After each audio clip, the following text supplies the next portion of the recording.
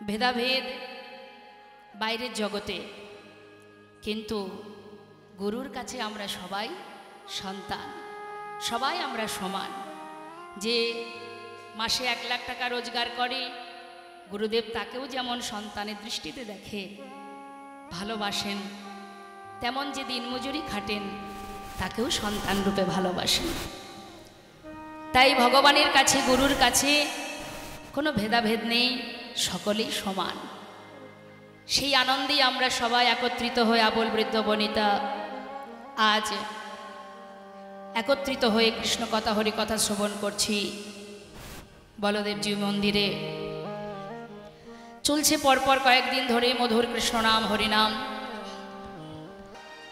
তার জন্য অনেক সুকৃতি বা ভজনের প্রয়োজন হয়। ভজন জানি না, সাধন জানি না, কেমন করে ডাকতে হয় জানি না, কিভাবে ভালোবাসলে সাড়া দেন তিনি তাও জানি না। তথাপিও সকলের ভালোবাসা, আশীর্বাদ, আমার গুরু কৃপা আজ হয়তো এখানে আমি দাঁড়িয়ে আছি। যাকে কখনো চোখেই দেখিনি, তার কথা বলা সহজ কথা নয়।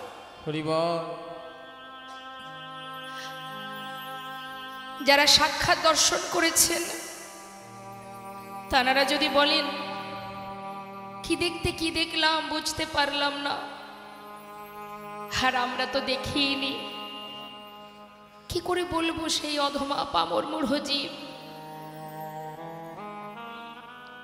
তথাপিও আপনাদের ভালোবাসা, আপনাদের আশীর্বাদে যদি কিঞ্চিত চরণধুলি অধমার মস্তকে দিয়ে আশীর্বাদ করেন, আমার গুরু কৃপায়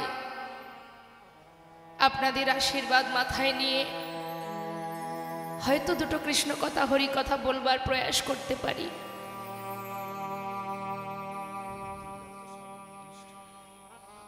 আমার থেকে অনেক সিনিয়র যারা এই কীর্তন জগতে, যারা অনেক উত্তম শ্রেষ্ঠ, অনেক বড় বড় কীর্তনিয়ারা এসছেন, আপনাদের কৃষ্ণ কথা শ্রবণ করিয়েছেন। আমি সকলের ছোট, সর্বকনিষ্ঠা, তাই আপনাদের ভক্তির কৃপা ছাড়া অসাধ্য সাধন সম্ভব নয়। তাই লীলা পরিবেশনে ভুল ত্রুটি হলে সন্তান জ্ঞানে সকলে ক্ষমা করবেন। সময় নষ্ট না করে আমরা চলে যাব মূল বিষয়ে, শ্রীমতী রাধা নিবেদনে শ্রীকৃষ্ণের রূপ বর্ণনা। তার আগে আমরা নবদ্বীপ ধামে আমার গৌরহরির একটু রূপের কথা শ্রবণ করব পদাবলীর মধ্যে দিয়ে। হরে কৃষ্ণ।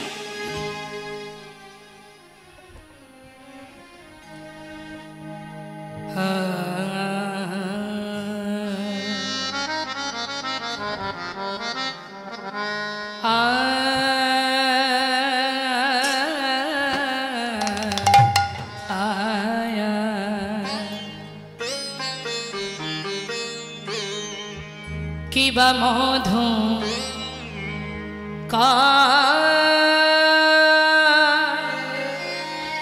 মধুকর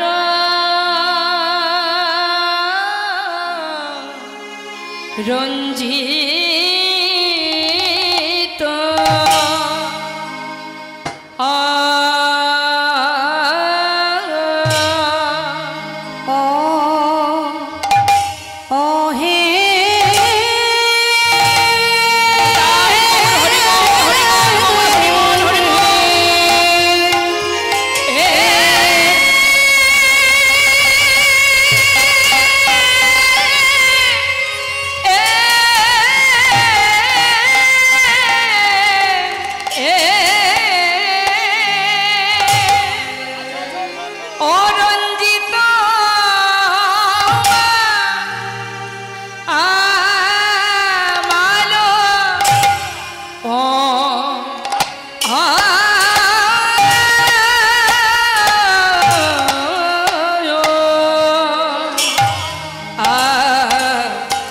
মালতী মণ্ডিত আহা মরি মরি যাই রে রূপে বলি হারি। আরে মধু মধুকর রঞ্জিত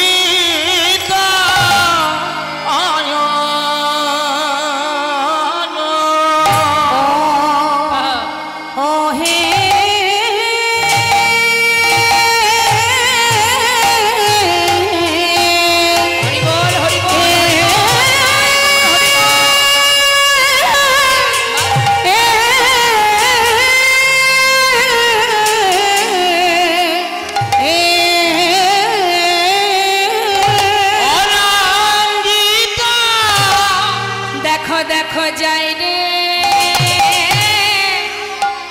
রূপে হরে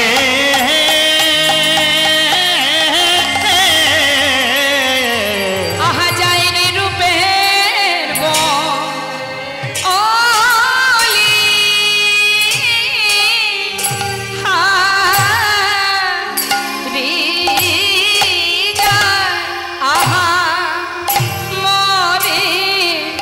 মধু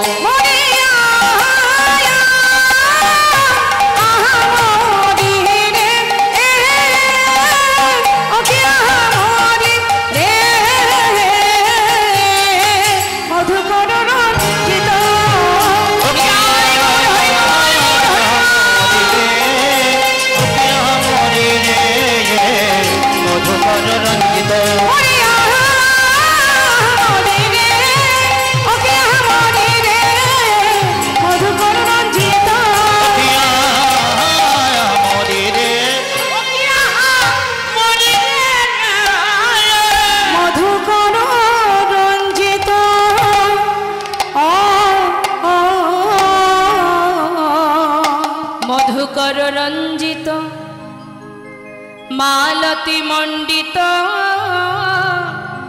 জিত ঘন কুঞ্চিত কেশ মহাজন পদাবলিতে বলছেন, নদিয়ার চাঁদ আমার গৌর সুন্দর, সে তার রূপটি কেমন পদাবলীর মধ্যে দিয়ে বর্ণনা করছে মা। হরে কৃষ্ণ।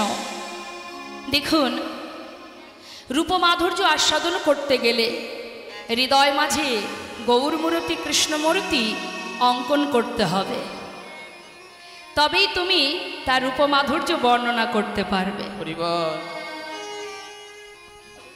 একজন দেখেছে আর একজন বলছে। যে দেখেছে সে বলতে জানে না, আর যে বলতে পারে সে দেখতে পারে না। দেখেছে কে? নয়ন। বলছে কে? বদন। হরিবল। তাহলে বদন কি দেখতে পায় মা? পায় না, কিন্তু বদন বর্ণনা করছে। কি বলছে? এক নদিয়া নাগরী বেলি অবসানকালে সুরধনী গঙ্গায় জল নিয়ে অপূর্ব সেই রূপের মানুষটি সুরধনীর তীর আলো করে যখন ভক্তগণকে সাথে করে নিয়ে হরিনামে মত্ত হয়ে আছে, সেই গোরারূপ দর্শন করে সেই নাগরী ঘরে ফিরে আজ সে তার মনের কথা কাকে বলবে? দ্বিতীয় এক নাগরীকে কাছে পেয়ে তার কাছে প্রকাশ করছে, সই আজ আমি তোর কাছে দুটো মনের কথা বলবো। হরিবল। আপনারা নদিয়াবাসী অগণিত সাধু গুরু বৈষ্ণব যারা গৌরকে নিজের ঘরে পেয়েছে, কাছে পেয়েছে, আপনাদের ভালোবাসা, গৌরের প্রতি প্রেম, ভক্তি, শ্রদ্ধা, আমরা তো অনেক দূরে থাকি মা, যারা এই ধামে থাকেন তাদের চরণে আমার শতকোটি প্রণাম। নিতাই গৌর হরিবল। তা নদিয়া নাগরী প্রথম নাগরী দ্বিতীয় নাগরীকে বলছে, সজনী কি অপরূপ সেই রূপের মানুষ, আমি সুরধনীতে জল আনতে গিয়ে সুরধনীর তীরে দেখে এলাম। এখন দ্বিতীয় নাগরী বলছে, সই তুই কি দেখেছিস একটু বলবি আমাকে, শুনবি? দ্বিতীয় নাগরী মনে মনে ভাবছে, বাবা যে আমিও তো জল আনতে গিয়ে আমিও তো সেই রূপের মানুষটাকে দেখেছি, তাহলে ও আগে বলুক, ওর কথাটা শুনবো আর আমার দেখাটা মেলাবো, দেখব যে ওর দেখা আমার দেখা দুটোতে এক হয় কিনা। নিতাই গৌর হরিবল। তা প্রথম নাগরী দ্বিতীয় নাগরীকে শোনাচ্ছে, কি বলছে জানিস সজনী আমি কি দেখলাম? মধুকর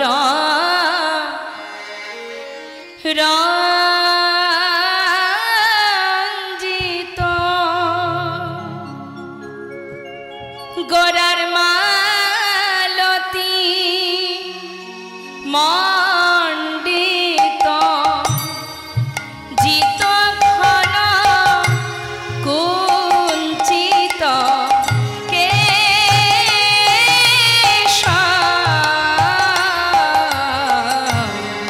মধুকর রঞ্জিত মালতী মণ্ডিত জিত ঘন কুঞ্চিত কেশ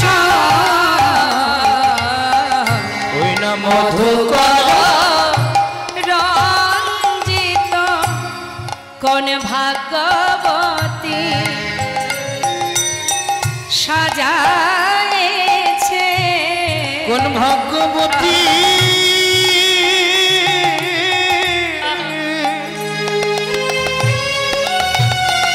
তারে সাজায়েছে, কোন ভাগবতী সাজায়েছে, কোন ভাগ্যবতী সাজায়েছে, ওই না মালতী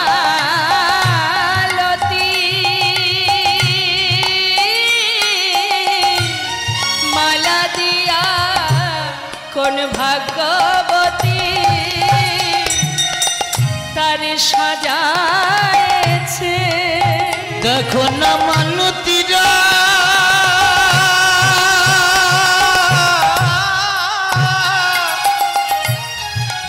মালা দিয়া কোন ভাগ্যবতী সাজায়ে ওই না মালতী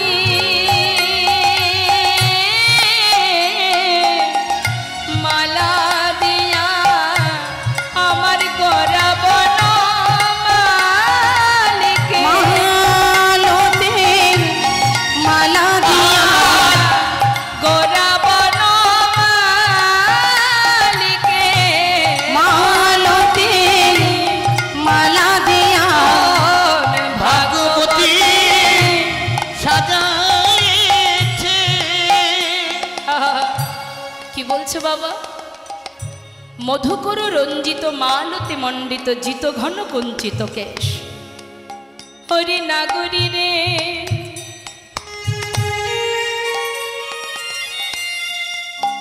কি বলবো সেই রূপের কথা।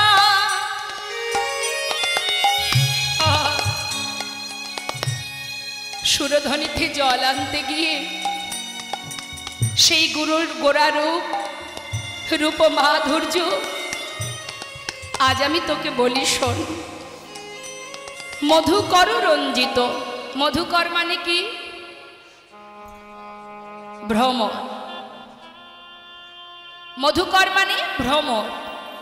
মধুকর দ্বারা রঞ্জিত গৌরহরির কণ্ঠে যে মালতী ফুলের মালাটি আছে বাবা, সেই মালতী ফুলের মালায় যে ফুলগুলো আছে, মালতী ফুল, ফুলের উপরে ভ্রমর বসেছে। দেখলে যেন মনে হচ্ছে এটা মালতী ফুলের মালা নয়, যেন মনে হচ্ছে মধুকর দ্বারা রঞ্জিত, অর্থাৎ ভ্রমরের মালা। জানিস সজনী, যখন কিনা আমি এক দৃষ্টিতে চেয়ে আছি, হঠাৎ দেখলাম ওই ভ্রমরগুলি এক ফুল থেকে উড়ে আর এক ফুলে চলে যাচ্ছে। তখন বুঝলাম এটা তো ভ্রমর দ্বারা রঞ্জিত নয়, মালতী ফুলের মালা। কি অপূর্ব সেই রূপ সজনী! শুধু কি তাই রে, জিত ঘন কুঞ্চিত কেশ, গৌরহরির মস্তকের যে চাচুর চিকুর কেশ, সে যে কালো, যে চাচুর চিকুর কেশ গৌরহরির মস্তকে, সে যে কালো কুচকুচে কালো মা, সেই কালোকে জয় করেছে এই মধুকর। তাই বলছে সজনী, সেই অপরূপ রূপের মানুষটিকে দর্শন করে আমার নারীত্ব বলতে যা কিছু ছিল আমি সর্বস্ব তার কাছে সঁপে দিয়েছি। জানিস, শুধু কি তাই, আরো শুনবি, শোন। হরে তিলক কবি বিনিন্দিত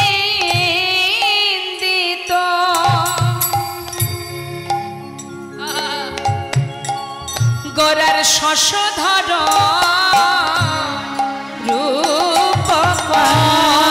তিলক কবি নিন্দিত গোরার শশধর রূপকর। ওরে তিলক কবি নিন্দিত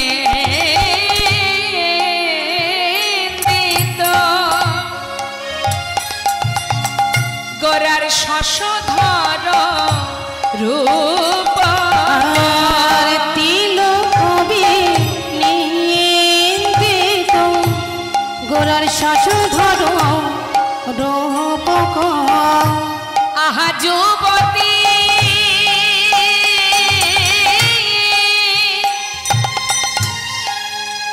আহা, ওরে যুবতী মনোহর বেশ,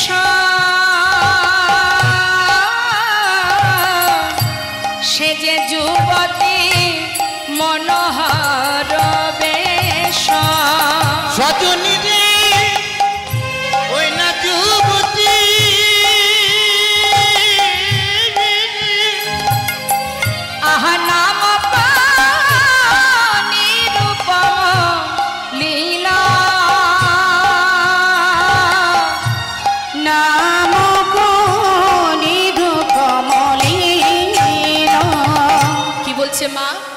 তিলক বিনিন্দিত শশধর রূপক যুবতী মনোহর বেশ। অর্থাৎ বাবা গৌরহরির ললাটে যে তিলক, সেই তিলক, এই যে তিলক পরে আছে তো মা, বলছে তিলক বিনিন্দিত শশধর রূপক। বলছে গৌরহরির যে বদনখানি শশধর, শশধর মানে আহা আকাশের চাঁদকে বলা হয় শশধর। বলছে সজনী দেখলাম কি জানিস, দেখলাম হরিচন্দনে সাজাইছে, হরিচন্দনে সাজাইছে, দেখলাম হরিচন্দনে তারে সাজাইছে, দেখলাম হরিচন্দনে সাজাইছে, ওই না হরি বলা হরি বলা বদন খানি, দেখলাম হরিচন্দনে সাজাইছে, ওই না হরি বলা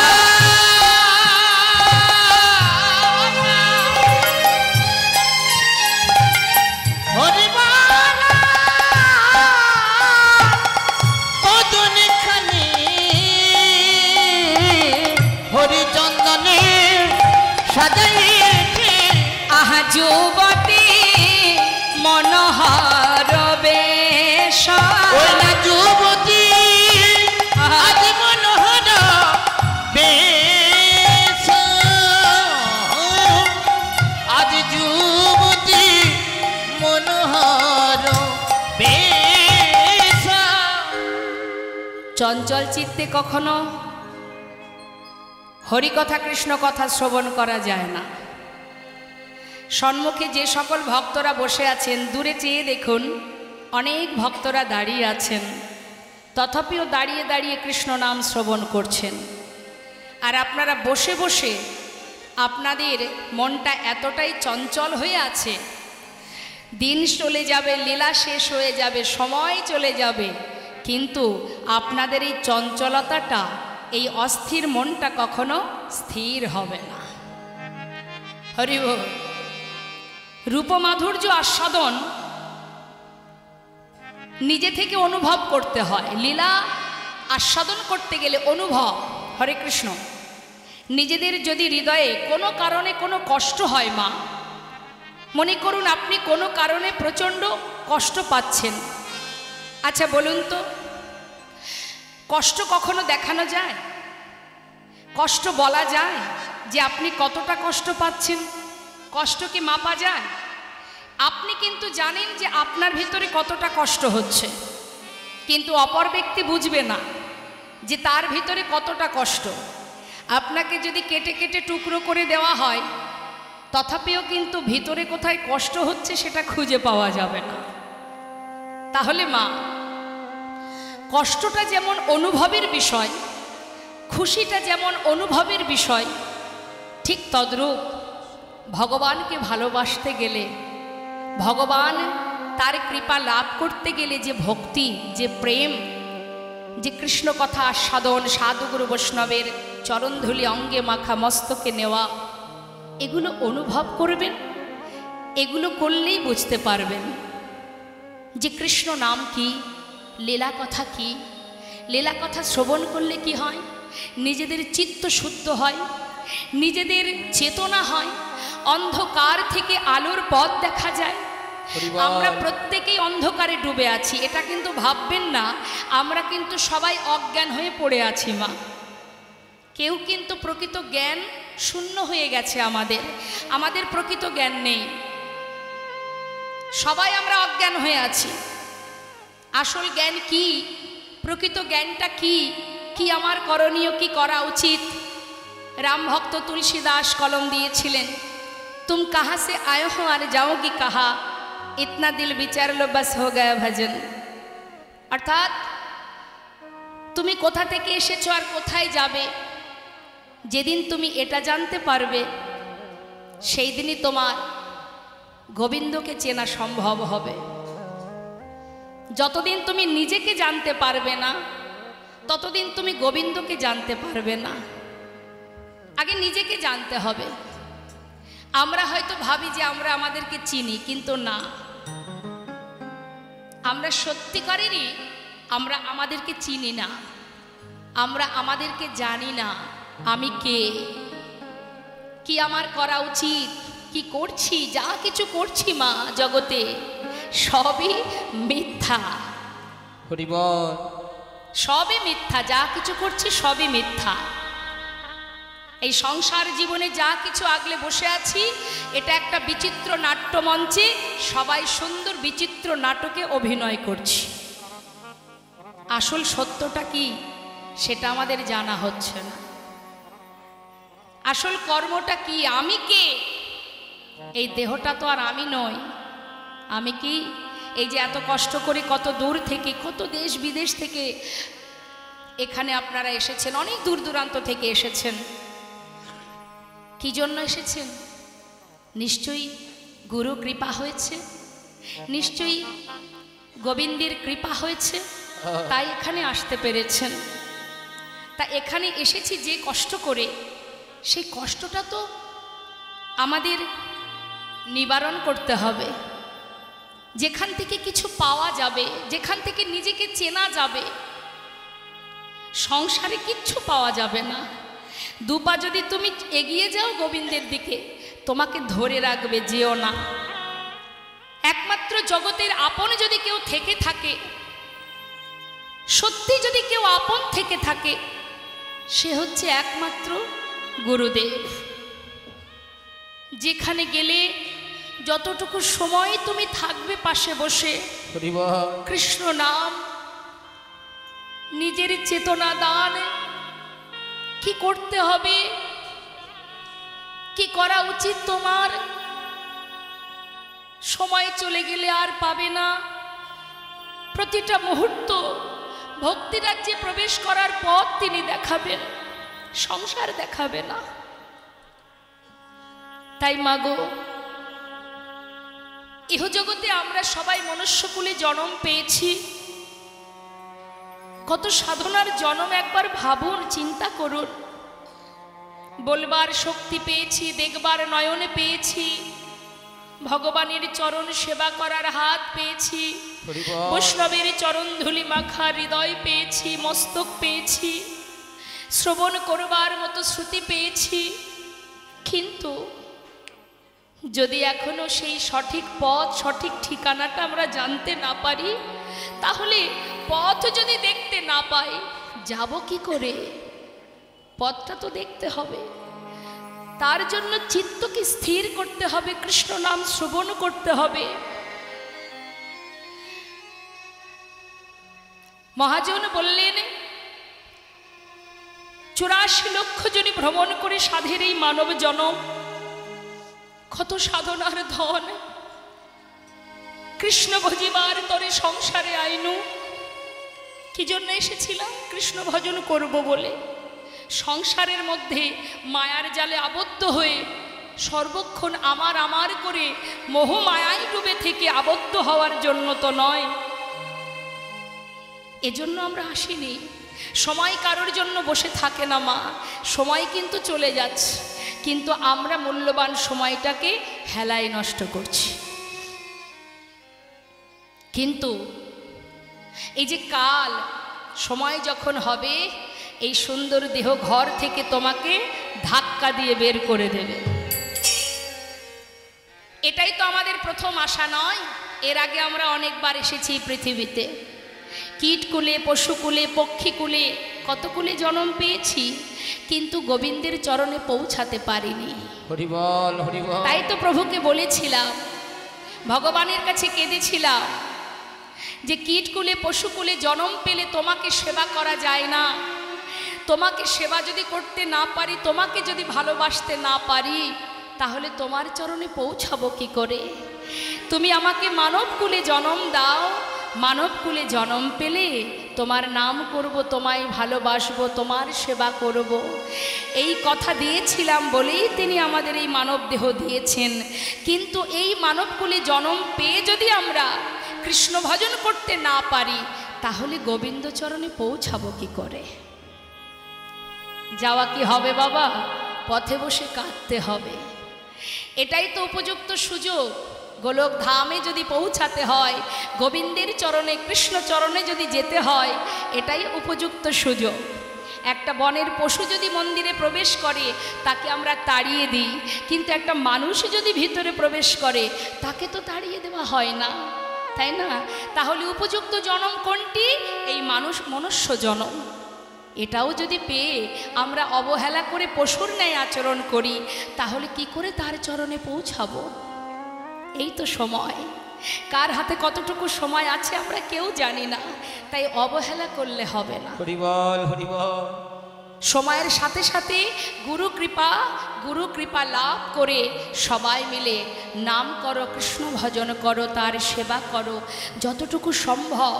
অর্থ উপার্জন করছো করো, ছেলে মেয়ের ভবিষ্যৎ তৈরি করছো করো, কিন্তু নিজেরও তো কিছু কাজ আছে, সেগুলো ভুলে যেও না।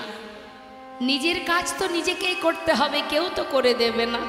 হ্যাঁ, অনেকে দেখবেন বলে যে এই যে কীর্তন শুনতে যাব, আমাদের বাড়িতে সে কালচারটা নেই, শাশুড়ি যায় না, ননদিনী যায় না, তাই আমি যেতে পারি না। কালচারের প্রয়োজন। তাহলে মা, শাশুড়ি যায় না, শাশুড়ি আজ আছে কাল থাকবে না, তোমার পথ তো তোমাকেই বেছে নিতে হবে। যদি তুমি এক পা এগিয়ে যাও, আজ না হোক কাল তোমার পরিবারের সদস্য যারা একে একে তোমার দিকে ধেয়ে আসবেই আসবে, যদি তুমি সঠিক পথে এগিয়ে যেতে পারো। তাই যেতে হবে। গোবিন্দ সেবার তরে যদি তুমি যাও, কেউ তোমার পাশে থাকুক বা না থাকুক, একজন কিন্তু তোমার সহায় হবেনই হবেন। হ্যাঁ, তাই আজ শ্রীমতী রাধারানী আয়ানের ঘরণী হয়ে তিনি লাঞ্ছনা গঞ্জনা সয়ে কেমন করে কৃষ্ণ ভজন করতে হয় আজ তিনি দেখিয়ে গেছেন আমাদের মতো জীবের জন্য। শ্রীমতী রাধারানী আয়ানের ঘরণী হয়ে সদা সর্বদাই কৃষ্ণ নাম করেছেন, আমাদেরকেও শিখিয়েছেন তোমরাও কর্ম করো, কিন্তু মনটা দিয়ে দাও গোবিন্দ চরণে। তাই আজ নদিয়া নাগরী বলছে, জানিস সজনী, সেই অপূর্ব রূপের মানুষ আমি দেখলাম, বদনটা যেন চাঁদের ন্যায়, আকাশের চাঁদ। কিন্তু মাগো আরো কি বললেন, আহা কহলয় গৌর মোদার,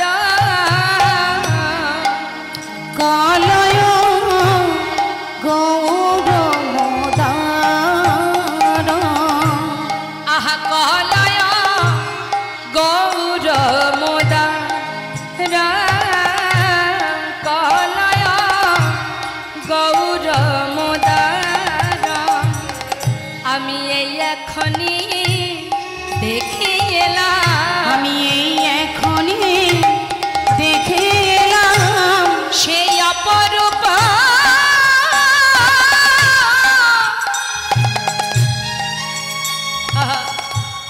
অপরূপ রূপে মাধুরী।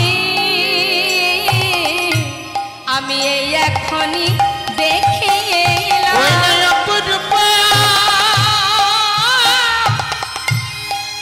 রূপী মাধুরী,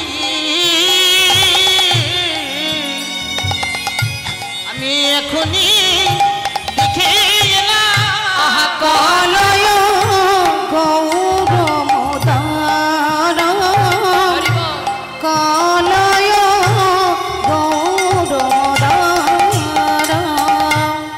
সেই রূপ যে জন দেখে সেই তো ভোলে মা।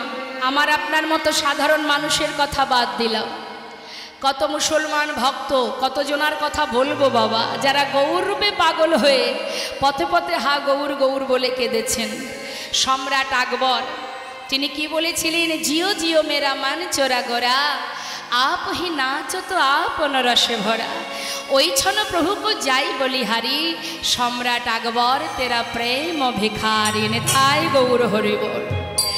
শুধু কি সম্রাট আকবর, নাসির মাহমুদ আপনারা নিশ্চয়ই জানেন, খেলত রাম সুন্দর শ্যাম তারই লেখা। আব্দুল করিম তোমরা কুঞ্জ সাজাও গো। ভাবন মা, ভগবানের কাছে কোনো জাত ভেদাভেদ নেই, ভেদাভেদ তো আমরা করেছি বাবা, তার কাছে আমরা সবাই সমান। চাঁদ কাজী, যার সমাধিতে একটি কাঠচাপা বৃক্ষ আছে, যেখানে প্রতিদিন পুষ্প পড়ে ওই সমাধিতে। কতখানি কৃপা প্রভু! শুধু তাই নয়, কাজী নজরুল ইসলাম ভাবুন বাবা, কত সুন্দরভাবে তিনি গান বেঁধেছিলেন। পথে কি দেখলে যেতে আমার গৌর ভগবানের। তোমরা কি কেউ বলতে পারো? একে অপর সবাইকে ডেকে ডেকে বলছে, বলো না, পথে কি দেখলে যেতে আমার গৌর ভগবানের। পথে কি দেখলে যেতে আমার গৌর ভগবানের। কে লিখেছে গানটি? কাজী নজরুল ইসলাম। কত সুন্দর গান শুনুন। আমরা কি করি? বর্তমান সমাজের হাল তো বুঝতে পারছেন বাবা, মারামারি হানাহানি হচ্ছে, কোনো লাভ নেই। যারা গানগুলো লিখেছিল তারা তো কেউ বোকা ছিল না, বোকা হলাম আমরা, তাই মারামারি করছি। কি বলছে শোনো, পথে কে দেখলে যেতে আমার গৌর ভগবানের। ওই পথে কি দেখলে যেতে আমার গৌর ভগবানের। পথে কে দেখলে যেতে আমার গৌর ভগবানের। পথে কে দেখলে যেতে আমার গৌর ভগবানের। যারে কোলে দেয় না যাওয়া কোলে দেয় সে ডেকে তারে। যারে কোলে দেয় না যাওয়া কোলে দেয় সে ডেকে তারে। কত সুন্দর কথা, কতটা সাধনা, কতটা ভজন। বলছি গৌরহরি এমনই একজন দয়াল, যাকে সবাই ঘৃণা করে, গৌরহরি তাকে বুকে তুলে নেন। যারে কোলে দেয় না যাওয়া কোলে দেয় সে ডেকে তারে। যারে কোলে দেয় না যাওয়া কোলে দেয় সে ডেকে তারে। পথে কি দেখলে যেতে আমার গৌর ভগবানের। পথে কে দেখলে যেতে আমার গৌর ভগবানের।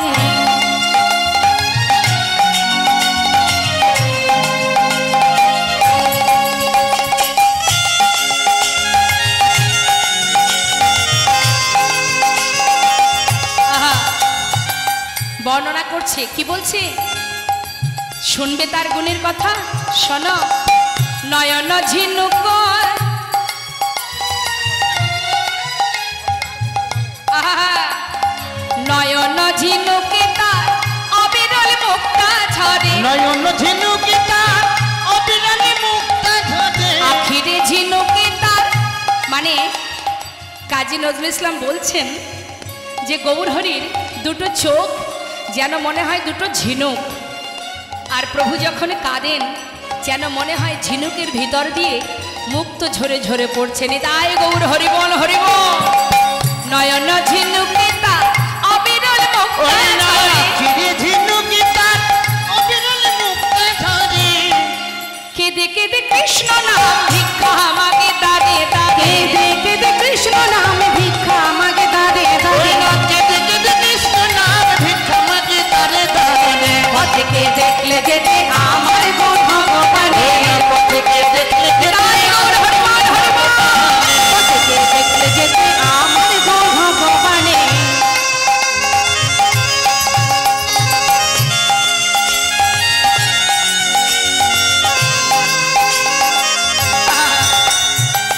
একবার বললে হরি যাবে সে ভব পারে। একবার বললে হরি যাবে কি ভব পারে। কি গো মা, মারামারি হানাহানি কাদের সঙ্গে করব? একবার ভাবুন, যিনি বিধর্মী হয়েও দেখুন ভগবানকে যারা ভালোবাসে তাদের কোনো জাত থাকে না, তারা প্রভুর দাস। হ্যাঁ, তা তিনি কি বলছেন? কাজী নজরুল ইসলাম বলছেন, একবার যদি কেউ হরিবোল বলে সে ভবপারে চলে যায়। হ্যাঁ, তাহলে ভাবুন একবার, আমরা যে গৌরহরিকে ভালোবেসে পদাবলী করতে পারবো না, কিন্তু কাজী নজরুল ইসলাম কি সুন্দরভাবে লিখলেন, একবার বললে হরি যাবে সে ভব পারে। বাড়ি বললে হরি যাবে সে ভব পারে। একবার বললে হরি যাবে কি ভব পারে। যারে কোলে দেয় না যাওয়া কোলে দেয় সে ডেকে তারে। যারে কোলে দেয় না যাওয়া কোলে দেয় সে ডেকে তারে। পথে কে দেখলে যেতে আমার গৌর ভগবানের। পথে কি দেখলে যেতে আমার গৌর ভগবানের। পথে কি দেখলে যেতে আমার গৌর ভগবানের। পথে কি দেখলে যেতে আমার গৌর ভগবানের। আহা, তাই আজ নদিয়া নাগরী বলছে, জানিস সজনী আমি কি দেখলাম, কলয় গৌর মোদারম। নিজে বলছে সেই অপূর্ব রূপ মাধুর্য আমি আর কত বলবো। আরও একটা কথা বলি শোন, কি বলছে, ইহজগতের যে সোনা, এই সোনার সঙ্গে গৌর সোনার তুলনা হয় মা? হরি বল। শুনুন কি বলছে, নিন্দিত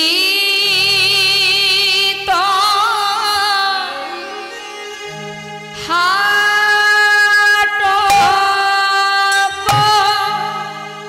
গোরার কান্তি কলে বড় নিন্দিত হাট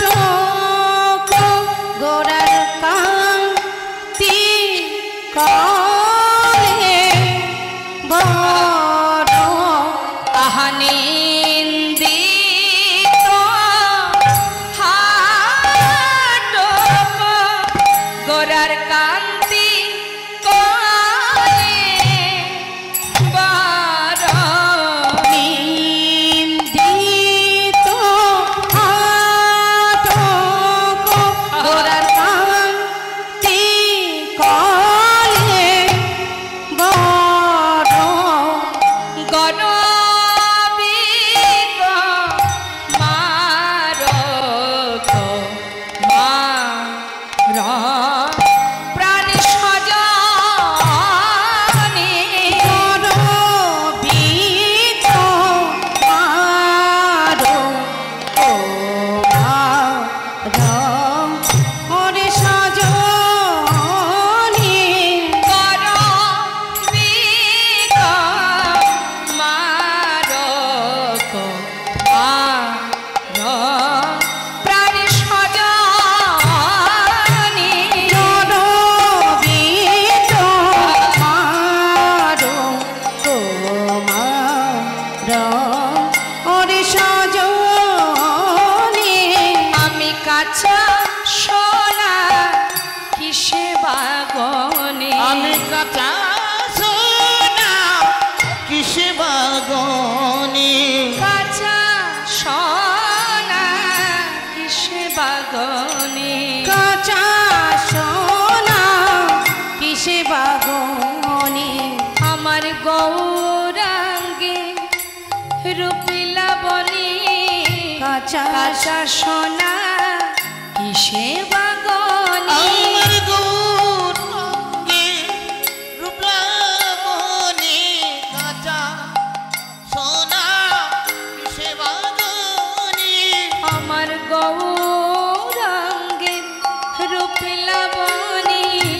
কাঁচা সোনা কিসে বাগনে আমার গৌরাঙ্গে রূপলাবণী কাঁচা সোনা কিসে বাগনে সে যে লাখবান হেমজিনী কাঁচা সোনা কিসে বাগনি লাখবান হেমজিনী কাঁচা সোনা কিসে বাগনে গৌরাঙ্গের রূপে লাবণী কাঁচা সোনায় আমি কিসে বাগনি ওই না গৌরাঙ্গের রূপলাবণী কাঁচা সোনা কিসে বাগনে যে লাখবান হেমজিনী কাঁচা সোনা কিসে বাগনি গৌরাঙ্গের রূপে লাবণী আমার কাঁচা সোনা কিসে বাগনে লাখবান হেমজিনী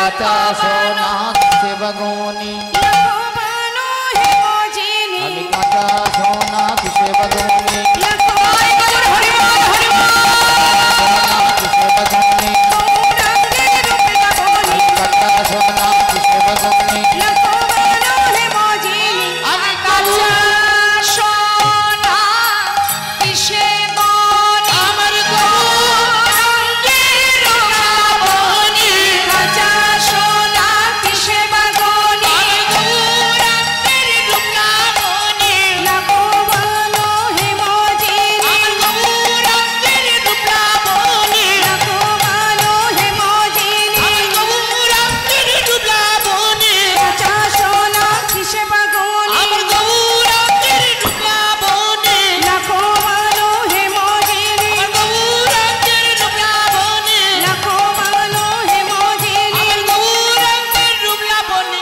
কাঁচা সোনা কিসে বাগুনি বললেন নিন্দিত হাটক হাটক মানে মা সোনা সোনার কিন্তু অনেক দাম এবং তার খুব অহংকার আমার এত দাম আমি এত মূল্যবান কি শুধু কি সোনার অহংকার যার কাছে সোনা থাকে তারও অহংকার হয় না মা কারোর কাছে যদি একটু সোনা থাকে সে দেখবেন আর কাউকে দামই দিতে চায় না আমার কত সোনা আছে আমার ঘরে 5 কেজি সোনা আছে শুধু কি তাই শুধু যে অহংকার জন্মায় তা নয় মা এই জগতের সোনা গৌর সোনার পার্থক্যটা দেখুন একটু মন দেবেন এই জগতের সোনা কারোর ঘরে থাকলে হ্যাঁ তার ভিতরে অহংকার আসে সাথে সাথে আবার লোভও জন্মায় কি লোভ জন্মায় মনে করুন যদি তার গ্রামগঞ্জে ঘর হয় সে কিন্তু ভাবে এত যখন সোনা আছে শুধু শুধু গ্রামে কেন থাকবো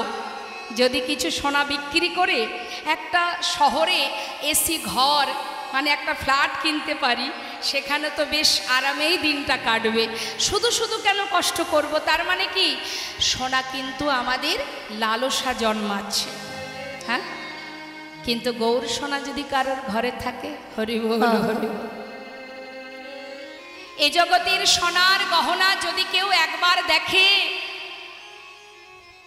একটু মন দেবেন কথার মধ্যে আমি চরণ ধরে বলছি এ জগতের সোনা যদি কেউ যদি আপনাকে বলে যে আমার বাড়িতে একটা গহনা বানিয়েছি দিদি তুই একটু দেখে আসিস আপনি গেলেন দেখলেন আচ্ছা পরের দিন কি আপনার আবার মনে হবে মা যাই তো আজ একবার দেখে আসি কি তারপরের দিন আবার মনে হবে যাই আজও দেখে আসি তার মানে একবার দেখলে দ্বিতীয়বার দেখবার ইচ্ছা তৈরি হবে না ইচ্ছা জাগবে না কিন্তু বাবা যদি গৌর সোনাকে কোনো ভাগ্যবান ভাগ্যবতী দেখতে পায় হরিবল হরিবল সে তো আর ঘরে ফিরতে পারবে না নয়ন ফেরাতে পারবে না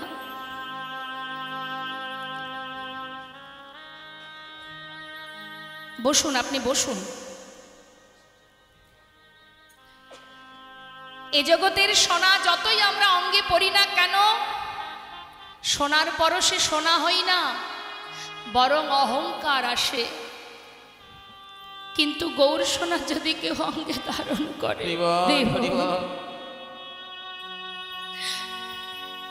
পরশমণির পরশে সেও যে সোনা হয়ে যায়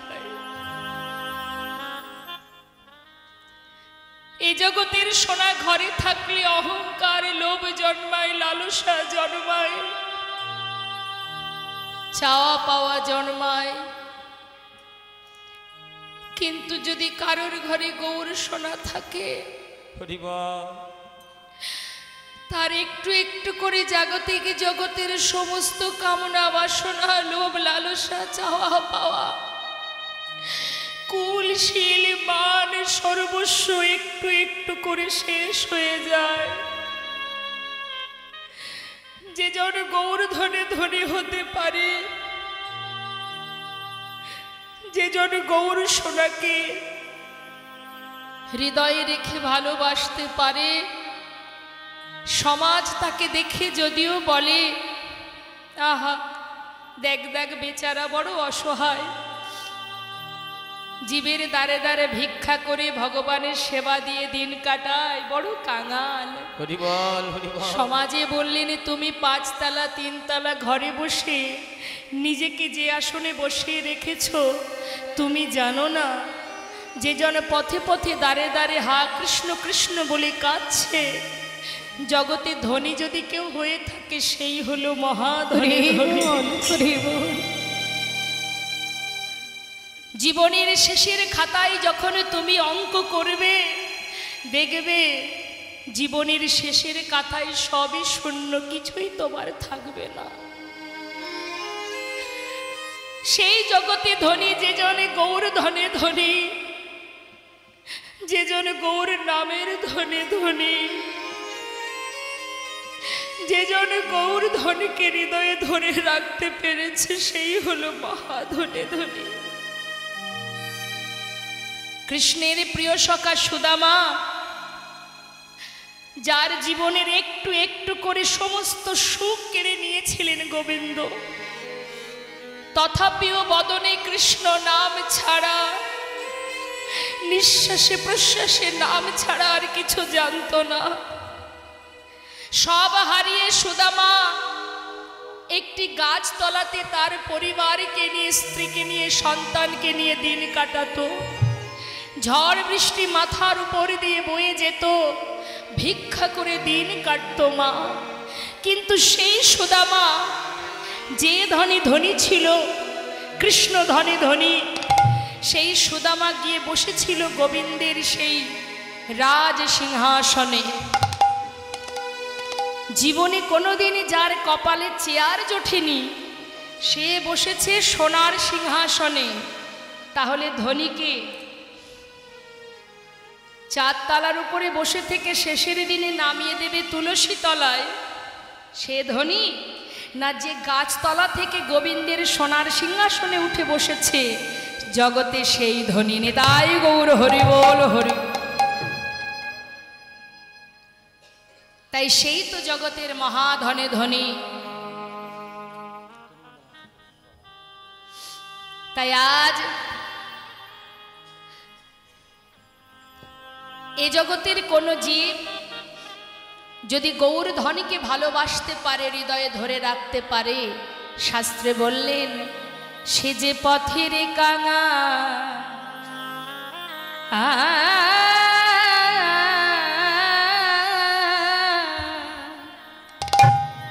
কাঙাল হয়ে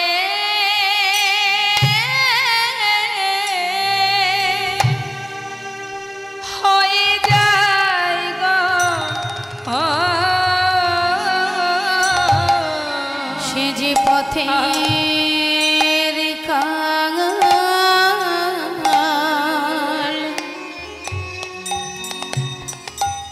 কাঙাল হয়ে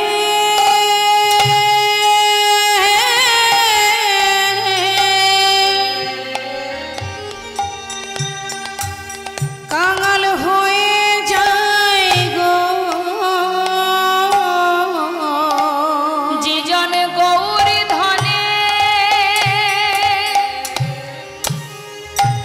গৌর ধনে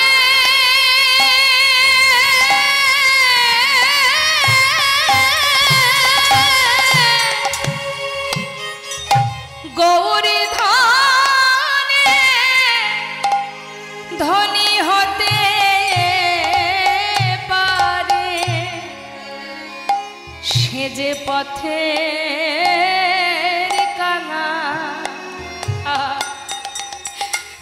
কাঙাল হয়ে যায় গো, যেদিন গৌর ধনে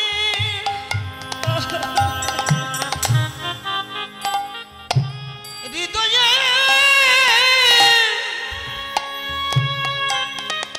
ধরে রাখিতে পারে, সে যে পথে কাঙাল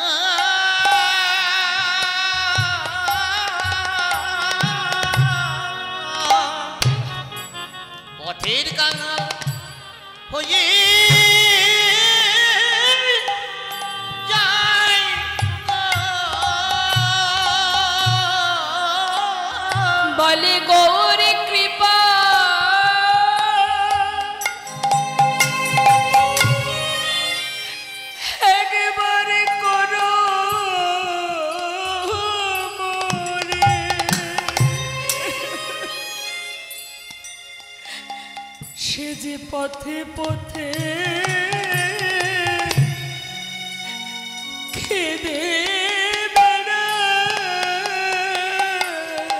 বন গৌর কি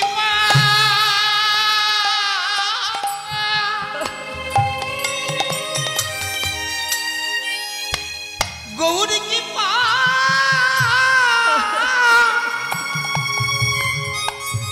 কি পকড়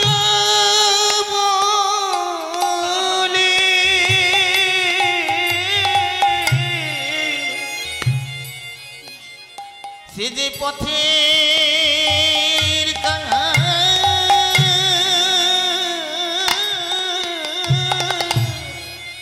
পথের কাঙা হয়ে যায় সেজন মহাধনে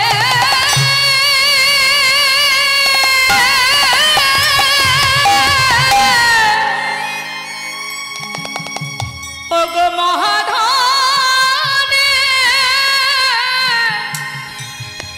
ধনী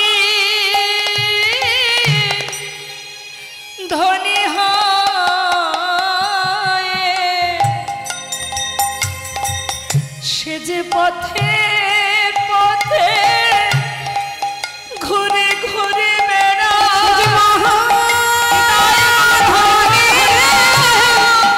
ধনী হয়ে পথে ঘুরে বেড়া যে মহাধনে ধনী হয়ে সে যে গৌর ধনে ধনী হয়ে এদের পথে পথে ঘুরে বেড়া আহা গৌর ধনকে হৃদয়ে ধরে গৌর ধনকে হৃদয়ে ধরে পথে পথে কেঁদে বেড়ায় পথের কাঙাল হয়ে যায় সজনী রে নিন্দিত হাটক এই যে সোনা হাটাক মানে সোনা বলে তুচ্ছ সোনা যে জন গৌর সোনাকে একবার দেখেছে তার কাছে ইহ জগতের সোনা কি আর মূল্যবান হতে পারে? সোনা নিজের অহংকার নিজেই চূর্ণ করেছিল যেদিন গৌর সোনাকে দর্শন করেছিল মা। তাই আজ সজনী নদিয়া নাগরী বলছে, জানিস নিন্দিত হাটক কান্তি কলেবর গর্বিত মার কুমার, অর্থাৎ যে গর্বিত কামদেব, যার বড় অহংকার ছিল যে আমার মতো সুন্দর আর কেউ নাই, সেও কিন্তু বা ওই গৌররূপ দর্শন করে তার অহংকার চূর্ণ হয়। তাই আজ আমার নদিয়া নাগরী দ্বিতীয় নাগরীকে বলছে, সজনী রে আরও একটা মজার কথা শুনবি? কি গো মা, এই জগতে আমরা যদি কখনো কোনো হাসির কথা কাউকে বলি, আগে হাসি না আগে বলি, কোনটা করি? মনে করুন আপনি একটা খুব মজার হাসির গল্প এনেছেন আমার কাছে, হাসির কথা বলবেন, তো আগে হাসবেন হা হা করে না আগে বলবেন তারপরে হাসবেন? কোনটা করবেন? আগে বলবেন তারপরে তো হাসবেন। হ্যাঁ, তাজ নদিয়া নাগরী বলছি, জানিস সজনী একটা মজার কথা শোন। লোকে আগে কথা বলে বলে তবে হাসে, কিন্তু গৌরহরি কথা বলবার আগে,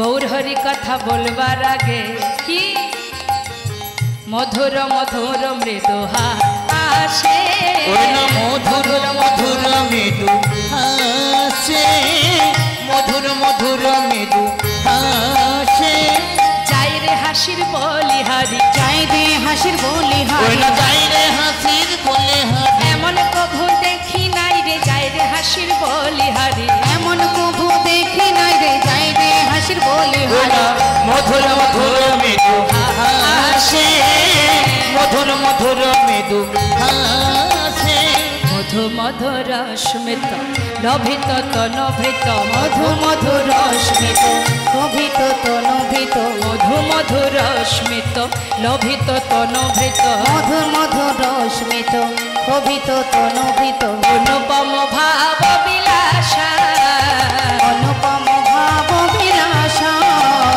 অনুপম ভাব বিলাসা, অনুপম অনুপম ভাব বিলাসা। মহাজন লীলার পাশে আমার গৌরহরি সেই রূপ মাধুর্য বর্ণনা শুনে আজ মহাজন তিনি কি বলছেন, এ রাধা মোহনা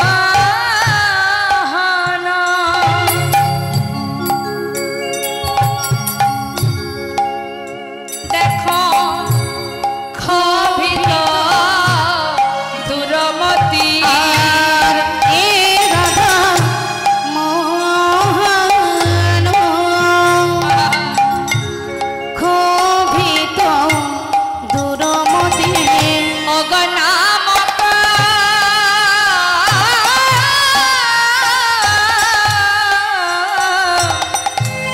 নিরূপম লীলা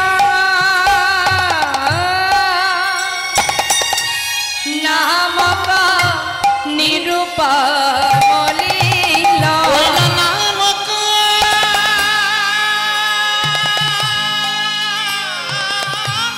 হরিব ওই না নিরূপম লীলা।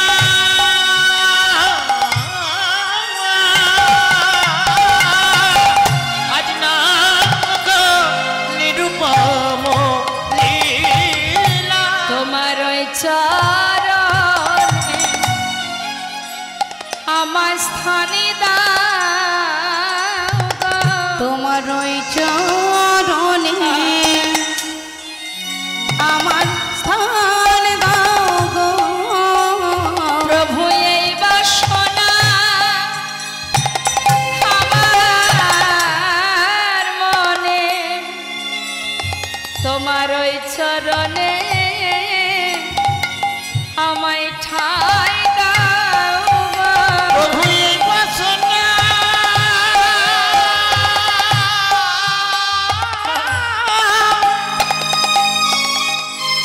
ও গো আমার মনে, তোমার ওই চরণে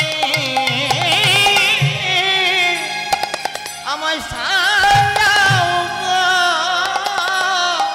যেন চরণ সেবা করিতে পারি, আমি আর কিছু চাই না প্রভু। যেন চরণ সেবার অধিকার দিও, আর কিছু চাই না আমি। আমি আর কিছু চাই না দয়া, ওই চরণ সেবার অধিকার দিও। আর কিছু আর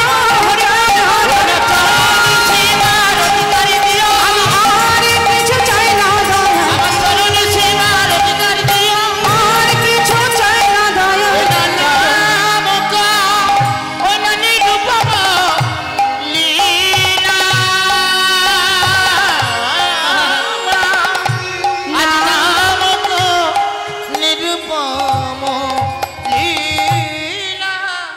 জীবনে যাই করি না কেন সব কিছুর একটা সময় বাধা আছে মা। সময় পার হয়ে গেলে আর হবে না। সময় করিয়া পথটি ধরিয়া যেবা চলে দ্রুত গতি, সময়ের শেষে অনাশেষে যেন চলে যায় আপন বাসতে।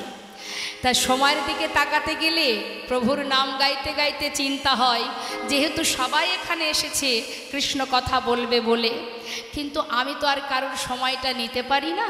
তো যাই হোক, কথা বলতে বলতে অনেকটা সময় চলে যাচ্ছে। এবার আমরা লীলার দিকে যাব। একবার সবাই মিলে দুটি বাহু তুলে চলুন বৃন্দাবনে একটি ভজনের শ্রবণ করতে করতে আমরা লীলা আস্বাদন করব। একবার উলুধ্বনিটা শুনি তো দেখি। রাধে রাধে।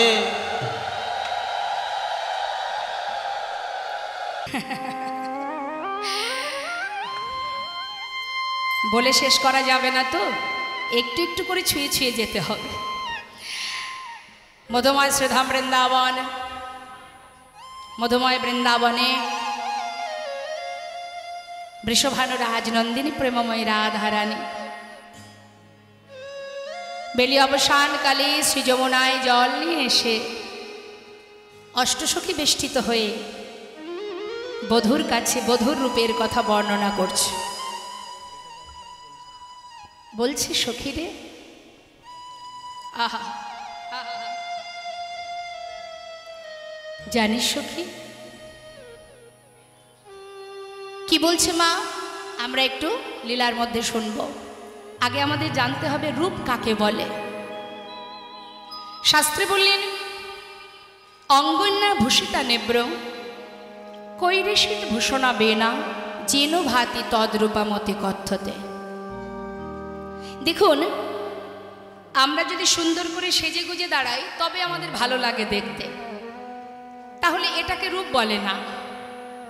সাজলে সবাইকে ভালো লাগে, কিন্তু যে রূপ মাধুর্য, যার অঙ্গে নেই দামি বসন দামি অলঙ্কার, তথাপিও সুন্দর থেকেও সুন্দরতম, সেই তো প্রকৃত রূপ। হরি বল হরি বল। রাজবেশ পরিধান করলে কার না ভালো লাগে, কিন্তু ছিন্ন বসনে যে রূপ দর্শন করলে এই ত্রিভুবন ভুলে যায়, জগতে তো সেই হলো রূপ। তাই আজ আমার রাধারানী সখীদের বলছে, ললিতা রে,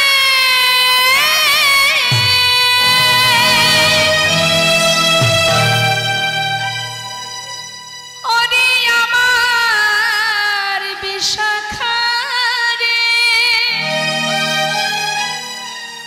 কি বলবো সে রূপের কথা, ওরে ললিতা, ওরে আমার মরম সখী,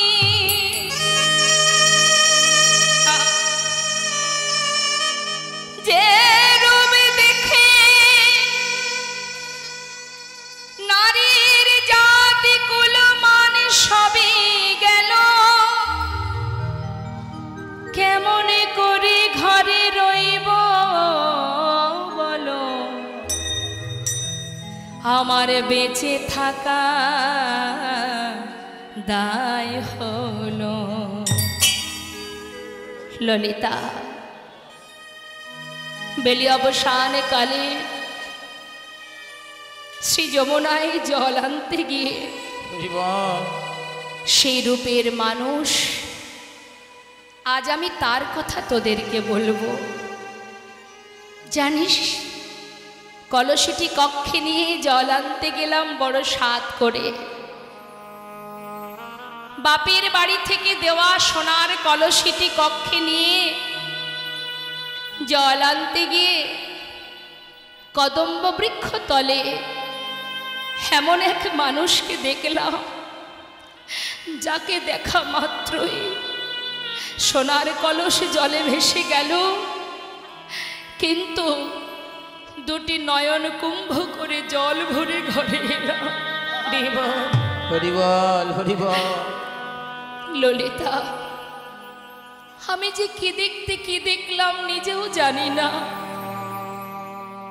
তোদের কাছে বলবো, তোরা একটু মন দিয়ে শুনবি। কি দেখেছিস বল? তুই তো হরিদাসী কৃষ্ণদাসী, তোর মুখে তার কথা শুনবো বলেই তো বসে আছি। বল বল রাই, কি দেখেছিস? কি দেখেছি জানিস? নীল রতন কি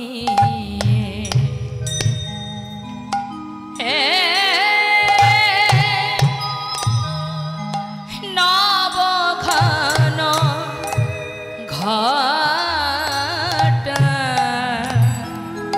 নীল রতন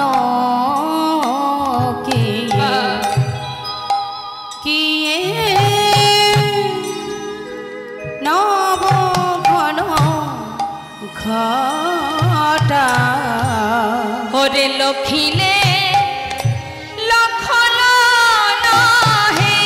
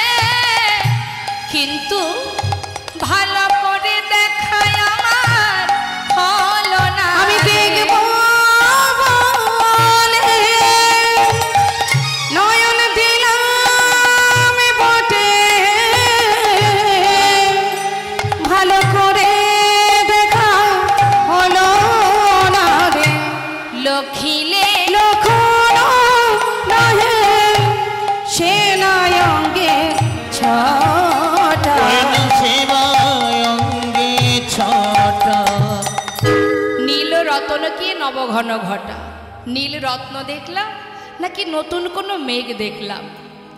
কি দেখলাম আমি বুঝতে পারিনি। সেটা কোনো নীল রত্ন নাকি নতুন কোনো মেঘ? বেলি অবসান কাল তো মা, সন্ধ্যা আগত ঠিক সেই সময়। বলছি কি যে দেখলাম, নীল রত্ন নাকি নতুন মেঘ? আমি লক্ষ্য দিলাম বটে, কিন্তু ভালো করে দেখা হলো না। জানিস সখী, কদম্বের তলে কিবা শ্যাম চিকনে সখী রে কদম্বে তলে কিবা শ্যাম চিকনিয়া। হরে কদম্বের বনে কিবা আমি দেখে যে এলাম রে, আমি দেখে যে এলাম রে, যমুনায় যা আনতে গিয়ে দেখে যে এলাম রে। আমি যমুনার জল আনতে গিয়ে দেখে যে এলাম রে। ওই যমুনায় জল আনতে গিয়ে এই এখনই দেখে এলাম। ওই যমুনায় জল আনতে গিয়ে এখনই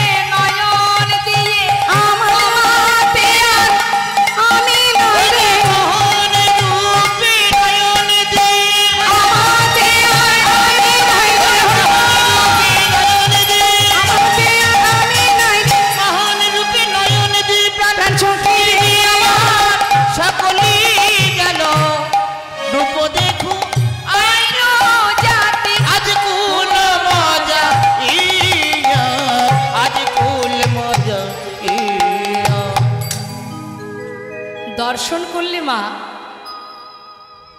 সে তো ভুলবেই, সেই রূপ যদি কেউ দেখে বাবা সে তো ভুলবেই। কিন্তু জগতে এমনও কেউ আছে যারা না দেখে তার প্রেমে ভুলেছে, তাকে ভালোবেসে ফেলেছে। এখানেই তার প্রমাণ। হরি বল, হরি বল। এখানে যে সকল ভক্তরা আছেন তাকে তো চোখে দেখেননি, কিন্তু কতটা ভালোবেসেছেন তাকে, তার কথা শোনার জন্য আপনারা সারা দিন ধরে বসে আছেন। বলুন দেখি, ভালোবাসা না থাকলে যাকে চোখে দেখিনি তার কথা শোনার জন্য কেউ বসবে? যে যাকে ভালোবাসে, প্রকৃত যদি কেউ ভালোবাসে, না দেখলেও তার কথা যদি শুনতে পায় সেখান থেকে আর উঠতে পারবে না, যদি ভালোবাসা সঠিক হয়। তো বাবা কতটা ভালোবাসলে, তার প্রতি ভরসা থাকলে, ভক্তি থাকলে দেখতে তোমায় পাই বা না পাই, তোমার নাম তো শুনতে পারবো। আহা, তোমায় তো ভালোবাসতে পারবো, সাধু গুরুর সঙ্গ পাবো। এটাই তো প্রকৃত ভক্তের ভালোবাসা। না দেখেও তাকে ভরসা করা যায়, না দেখলেও তাকে ভালোবাসা যায়। এমন ভক্তের কথা একটু বলি বাবা। সরগোস্বামীকে আমরা সবাই জানি, তার মধ্যে বাবা এক ভক্তের কথা বলবো যার নাম রঘুনাথ দাস গোস্বামী। হরি বল, হরি বল। চোখে দেখেননি, শুধু শুনেছেন। ছোট করে বলবো, সময় তো নেই। পিতা ছিলেন বড় জমিদার। জমিদারি রক্ষা করার জন্য ভগবান একটা সন্তান দিয়েছে, গোবর্ধন দাস। তার নিবাস হচ্ছে আদি সপ্তগ্রাম। ব্যান্ডেল স্টেশনের আগের স্টেশন আদি সপ্তগ্রাম। সেই আদি সপ্তগ্রামের গোবর্ধন দাসের একমাত্র ছেলে হলো এই রঘুনাথ দাস। কিন্তু গোবর্ধন দাস তিনি ভগবানের প্রতি তার ভক্তি শ্রদ্ধা থাকাতে তিনি বলেছিলেন তার স্ত্রীকে, দেখো আমরা যেমন প্রভুকে ভালোবাসি, আমার সন্তানেরও যেন ভগবানের চরণে মতিগতি থাকে। তাহলে তাকে তো ঘরে রাখলে ভক্তি তৈরি হবে না, সাধু সঙ্গ করাতে হবে। তাই যেখানে হরিকথা কৃষ্ণ কথা হবে, ভক্ত সমাগম হবে, সেখানে সন্তানকে নিয়ে যাবেন। তাই গৌর হরি বল, হরি। কথাগুলো একটু মন দিয়ে শুনবেন, বোঝার চেষ্টা করবেন।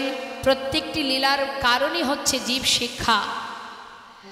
তো গোবর্ধন দাসের কথা মতো ছোট্ট সন্তানকে নিয়ে প্রতিদিন তার স্ত্রী যেখানে সাধু সঙ্গ হয়, হরিকথা কৃষ্ণ কথা হয়, নিয়ে যায়।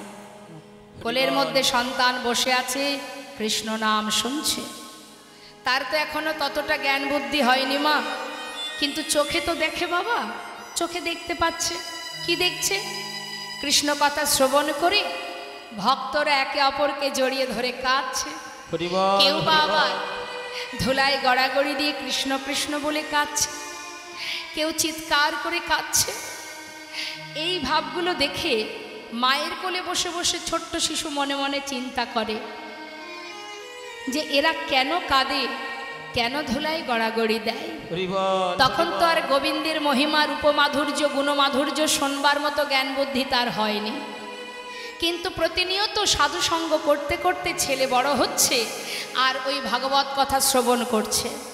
করতে করতে এক সময় তার মনের ভিতরে প্রশ্ন জেগে গেল, নিতাই গৌর হরি বল। কি জাগলো? কে সেই মানুষটি যার কথা শুনে জগতের জীব এমন পাগল উন্মাদ হয়ে যায়? কে সেই মানুষটি যার রূপের কথা, গুণের কথা শ্রবণ করে ধুলায় গড়াগড়ি দিয়ে কৃপা করো বলে কাঁদে? যাকে চোখে দেখা যায় না, শুধু তার কথা শুনে তার চরণে পাওয়ার জন্য যোগী মুনি ঋষি যুগ যুগ বনে জঙ্গলে সাধনা করে। সেই মানুষটি কেমন? কেন জীব এমন পাগল হয়? এটাই তার মনের প্রশ্ন বাবা। কিন্তু যখন তার পরিপূর্ণ যৌবন বয়স হলো মা, ছেলে আমার পথের পাগল হয়ে গেল। পাগল মানে কিসের পাগল? সে পথে পথে কৃষ্ণ কৃষ্ণ বলে ঘুরছে। পিতা চিন্তায় পড়ে গেছে, সর্বনাশ, আমার জমিদারি রক্ষা করার জন্য ভগবান একটা পুত্র সন্তান আমাকে দিয়েছে, কিন্তু ভক্তি রাজ্যে প্রবেশ করাতে গিয়ে ছেলে তো পথে পথে কৃষ্ণ কৃষ্ণ বলে ঘুরে বেড়াচ্ছে। এমন যদি পাগলের ন্যায় পথে পথে ঘুরে আমার জমিদারিকে রক্ষা করবে? গ্রামের সম্মানীয় ব্যক্তিকে ডেকে আলোচনায় বসে একটা সিদ্ধান্তে এলেন। সবাই মিলে আলোচনা করে বললেন, দেখো তোমার ছেলের যে অবস্থা, তাকে আর ঘরে বেঁধে রাখার কোনো উপায় খুঁজে পাচ্ছি না। তবে একটা শেষ চেষ্টা করতে পারো, তুমি সুকন্যার সন্ধান করে ভালো দিন দেখে বিবাহ দিয়ে দাও। অনেক সময় দেখা যায় বিবাহ বন্ধনে আবদ্ধ হলে কেউ হয়তো ঘরে আবার মন বসাতেও পারে। এই কথা শোনা মাত্রই গোবর্ধন দাস এক সুকন্যার সন্ধান করে ভালো দিন দেখে বিবাহ সম্পন্ন করলেন। বিবাহের পর ঘরে নিয়ে এলো ছেলেকে এবং নতুন বৌমাকে। বিবাহের পরের দিন কি হয় মা? কাল রাত্রি। সেই দিন গোবর্ধন দাস তার পুত্রবধূকে ডেকে বলছে, মা, তোমাকে আমার ঘরের পুত্রবধূ করে এনেছি কেন জানো? আমার ছেলে শিশুকাল থেকে এমন একজনের কথা শুনেছে, যার কথা শুনতে শুনতে আজ আমার ছেলে পথের পাগল হয়ে গেছে। আমি চাই তুমি তোমার ভালোবাসা দিয়ে আমার সন্তানকে আমার কোলে ধরে রেখো। বাবা, আমি চেষ্টা করব। চলে গেল কাল রাত্রি। পরের দিন এলো ফুলশয্যা রাত। ফুলশয্যা ঘরে বসে রঘুনাথ দাস চোখের জলে বুক ভাসিয়ে কাঁদছে। হরিবল হরিবল। হে দয়াময়, যত পরীক্ষাই তুমি করো না কেন, সে যত কঠিন পথই হোক না কেন, তোমার চরণে আমি পৌঁছাবই পৌঁছাবো। স্বামীর চোখে জল দেখে নতুন বউ সরজু জিজ্ঞাসা করছে, স্বামী, আজকের এই সুখের দিনে তুমি কাঁদছো কেন? বিবাহে কি তোমার কোনো মত ছিল না, নাকি আমাকে পছন্দ নয়? রঘুনাথ দাস বললে, সরজু, তোমার প্রশ্নের উত্তর দেওয়ার আগে আমি দুটো কথা তোমার কাছে জিজ্ঞাসা করব। বলো স্বামী। আচ্ছা, এই বিবাহের পর তুমি আমার ঘরে এসেছো, এই ঘরের তুমি কে হও? আমি কুলবধূ? বাহ, আমার কে হও? সহধর্মিনী। আচ্ছা সরজু, যে সহধর্মিনী হয় তার কি কাজ হয়?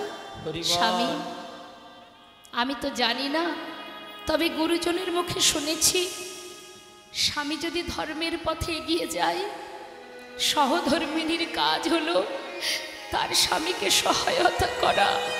এটাই সহধর্মিনীর কাজ। হরিবল হরিবল। রঘুনাথ দাসকে দেখে বলছে, সরজু, তুমি ঠিকই বলেছ, তবে আজ আমি কাঁদছি কেন জানো?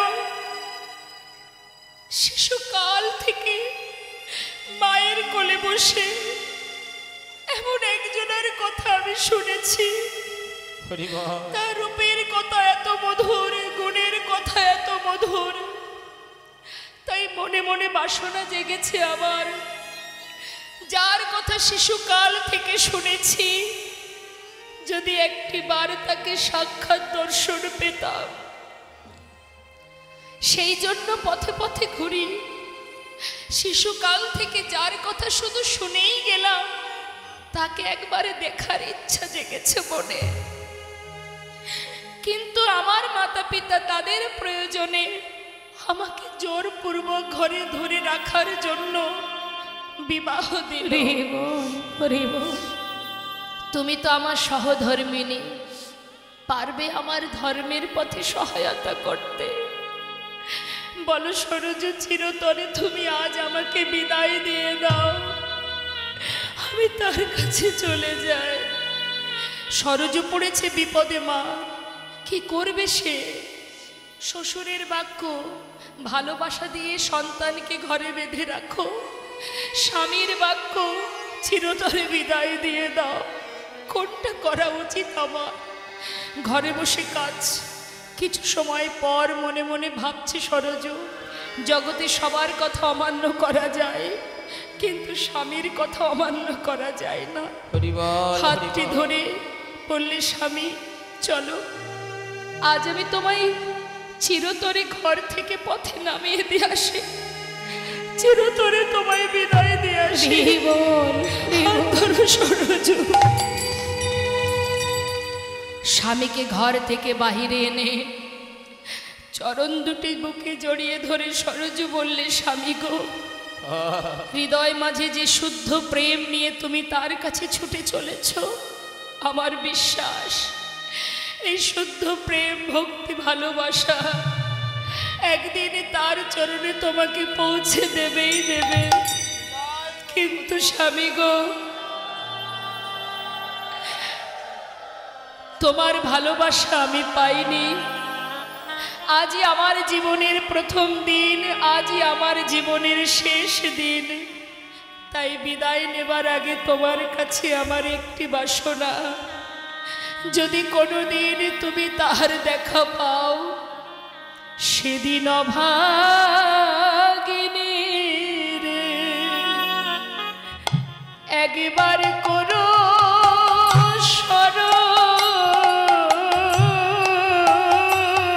সেদিনে অভাগিনীকে একবার করো স্মরণ। যেদিন পাবে তুমি ওই গোবিন্দ, ওই গোবিন্দ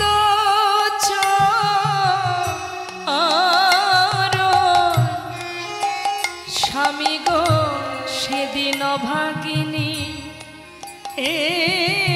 রে একবার করো স্মরণ। যেদিন পাবে তুমি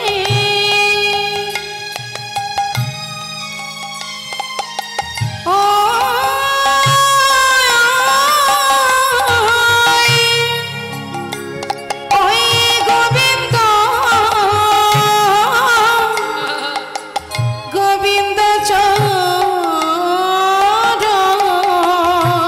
আমি আর কিছু চাই না, সেদিন অভাগিনী রে করো স্মরণ। আমি আর কিছু চাই না, সেদিন অভাগিনীকে করো স্মরণ। আমি আর অভাগিনীকে করো স্মরণ। কিছু চাই না, সেদিন অভাগিনীকে করো স্মরণ। অভাগিনী করো সারা। সর্বস্ব পরিত্যাগ করি মা, শিশুকাল থেকে শুধু তার নাম শুনতে শুনতে আজ সে ঘর ছেড়ে সব ফেলে চলে যান গোবিন্দের চরণে। চোখে না দেখে পাগল হয়েছিলেন, ঘর ছেড়েছিলেন। তাই আজ আমার রাধারানী বলছে, সখীরে সেই রূপ দর্শন করে জাতকুল মান সবই চলে গেল, এখন আমি কি করব?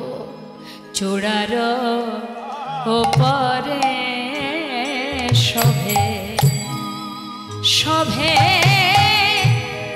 ময়ূরের পাখা, চূড়ার পরে শোভে শোভে ময়ূরের পাখা। মদন মহেন্দ্র ধনু,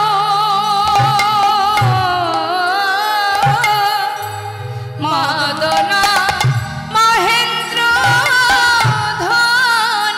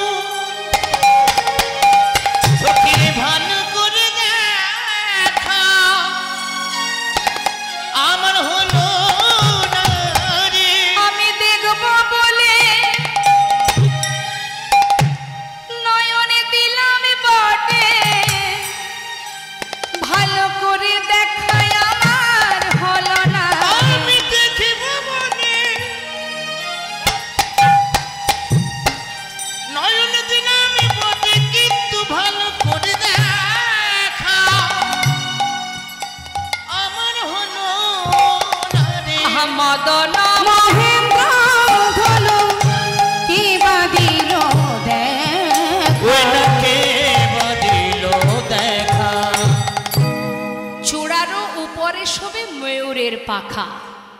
ময়ূরের পাখাটা দেখে আমি বুঝতে পারলাম না এটা ফুলধনু না ইন্দ্রের ধনু। কি দেখতে কি দেখলাম আমি কিছুই বলতে পারছি না। আমি তোদের বোঝাতে পারছি না সখী আমি কি দেখেছি না কি দেখিনি। জানিস ওই যে সুন্দর বদনখানি তার কথা তোদের আর কি বলবো। কি গো মা বলছেন রাধারানী, কি বলছেন? বদন কমল কি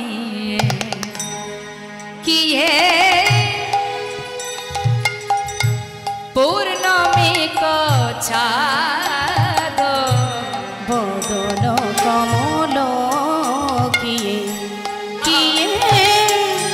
পূর্ণমী কছাদ অধর, অধর মানে ঠোঁট, অধর বান্ধলি গিয়ে কিশলয় ছাদ।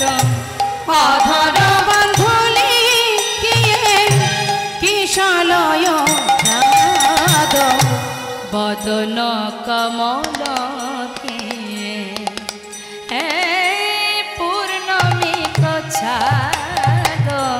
বদন কমল আমি কি সেবা গনি রে আমি কি সেবা গনি রে গগনে চাঁদ আমি কি সেবা গনি রে ওই না বদনে চাঁদ আমি কি সেবা গনি রে ওই গগনের চাঁদ আমি বধূ বদন চাঁদের আগে গগনের চাঁদ আমি বধূ বদন চাঁদের আগে ওই গগনের চাঁদ আমি বধূ বদন চাঁদের আগে চাঁদ আমি আমার বধূ বড় চাঁদের আগে আমি কি সেবা গনি রে অধর বান্ধুলি কে কিশলয় ছা। অধর বান্ধুলি, অধর মানে ঠোঁট। ওমা বান্ধুলি ফুল দেখেছেন? ওই 9টার সময় ফোটে 9টায়। আচ্ছা আমার মায়েদের কাছে শুনি, বলুন দেখি বান্ধুলি ফুল দেখেছেন কখনো? দেখেননি তো? বাঙালি হয়ে বাংলাকেই ভুলে গেছি। হ্যাঁ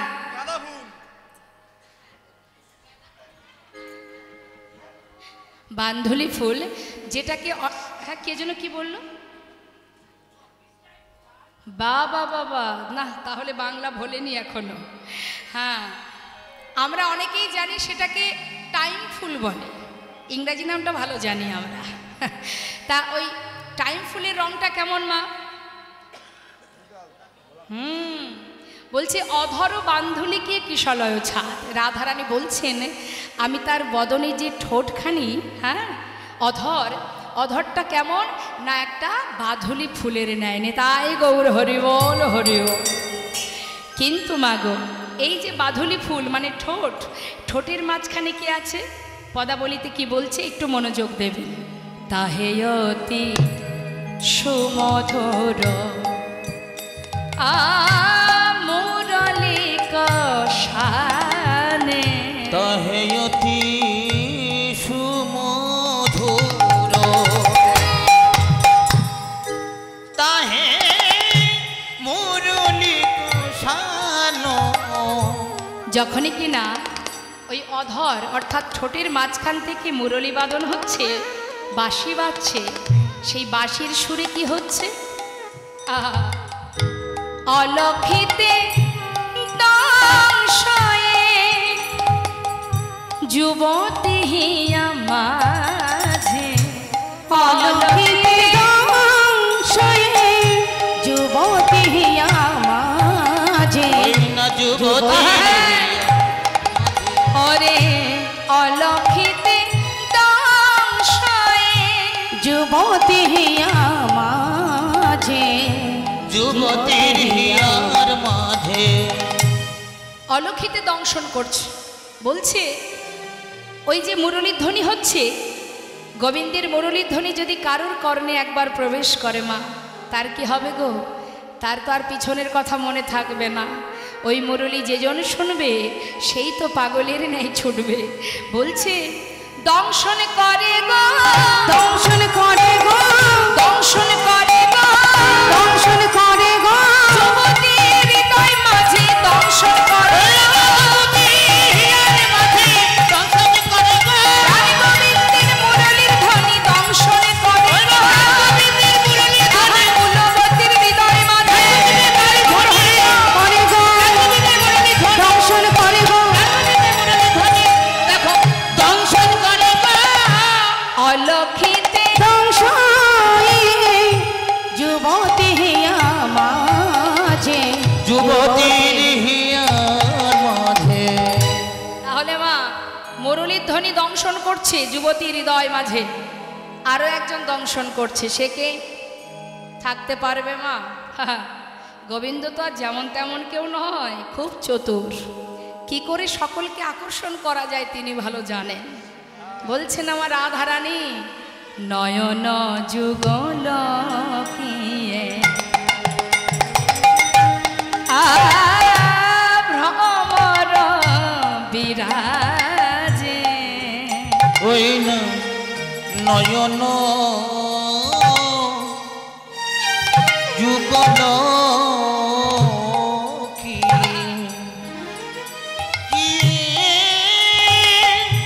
ভ্রমর বিরাজ। নয়নে যুগল যেন মনে হচ্ছে দুটো ভ্রমর। বলছে নয়ন যুগল কি ভ্রমর বিরাজে, অলক্ষিতে দংশয়ে যুবতী হিয়া মাঝে। শুধু তাই নয়, হরে জানিস, যখন সেই নয়নে যুগল ভ্রমর দংশন করে বাবা, শ্রীমতী রাধারানী বলছে এ জগতের ভ্রমর যখন ফুলে বসে মধু পান করে, জানি না সেই ফুলের কোনো জ্বালা হয় কি না, কিন্তু এই নয়ন ভ্রমর যখন হৃদয় পদ্মে বসে দংশন করে সুখী, সে যে কত জ্বালা। হরিবল হরিবল। এ জ্বালা না পারি কাউকে বলতে, না পারি সইতে।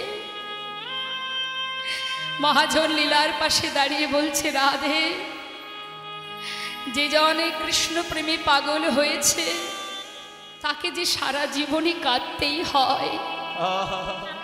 ভগবানকে যারা ভালোবেসেছেন, ভগবান বলেন যে করে আমার আশ আমি তার করি সর্বনাশ, তথাপিও যে না ছাড়ে আমার পাশ আমি হই তার দাসানুদাস। কেউ যদি ভাবেন ভগবানকে ভালোবেসে আমি সুখে থাকবো, ভালো থাকবো, তাহলে বিপদ। প্রতিটা মুহূর্তে তোমাকে পদে পদে পরীক্ষা করবে, কষ্ট পেতে হবে, যন্ত্রণা পেতে হবে, সুখের আশা করলে হবে না। ইহজগতের সমস্ত সুখ স্বাচ্ছন্দ্য তিনি একটু একটু করে মুছে দেন যে জন কৃষ্ণ ধনে ধনী হতে চান। ভগবান পদে পদে পরীক্ষা করেন, যারা বুঝতে পারে তারা ধৈর্য ধরে থাকতে পারে, আর যারা বুঝতে পারে না ধৈর্য হারিয়ে ফেলে।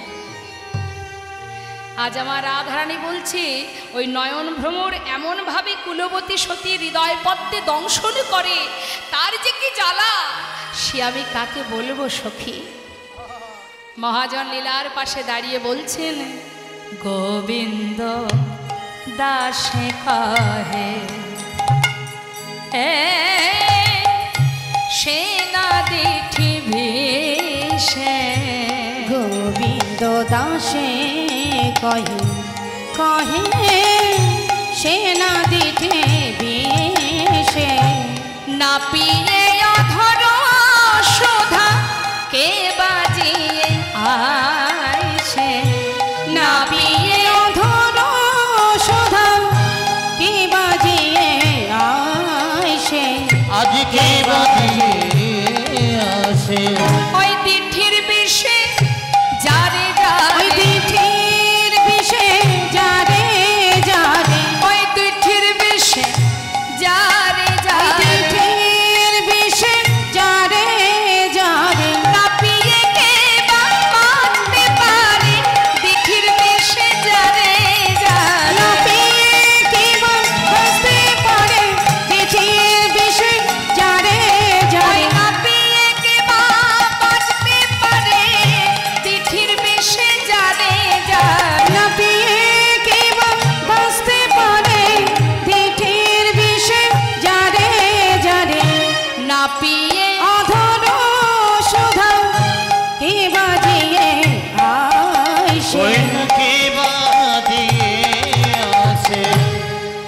শ্রীমতী রাধারানী সখীদের কাছে বধূর রূপের কথা বলছে।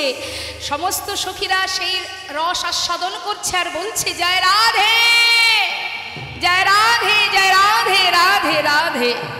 তো একবার আমরাও একটু রাধা নাম করে নিই, সবাই মিলে রাধা নাম গাইব। হ্যাঁ, দেখি হাত তুলুন তো দেখি, কষ্ট হচ্ছে না তো?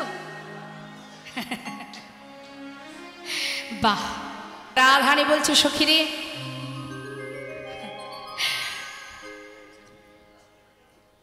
কি বলবো তোদের কাছে, ছোট্ট করে একটুখানি মা আরেকটি পদ আমরা শুনবো।